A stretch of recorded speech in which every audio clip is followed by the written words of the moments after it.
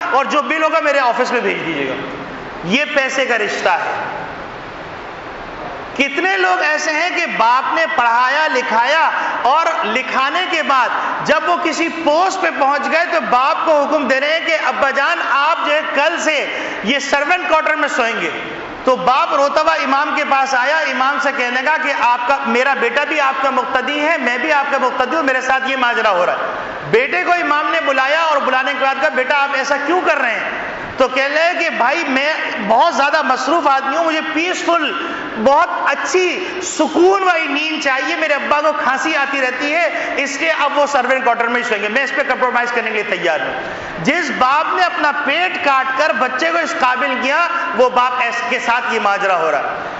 ایسے لوگ بھی جانتے ہیں, اب وہ پتہ نہیں آدمی زندہ یا مر گیا, یہیں کوارٹروں میں رہتا تھا, دنیا کے اندر اس سے بڑا راشی کوئی نہیں تھا, رشوت خور کوئی نہیں تھا. اس نے رشوت لے کے ڈیفنس میں بنگلہ بنایا, گاڑی لی, سب کچھ کیا. جب اس کے ریٹائرمنٹ کا زمانہ آیا تو بیوی اور بچے نے اس کو دھکا دے کے نکال دیا. وہ کوارٹروں میں آخری زندگی گزار رہا تھا اور بیوی بچے اس بنگلے میں رہ رہے تھے.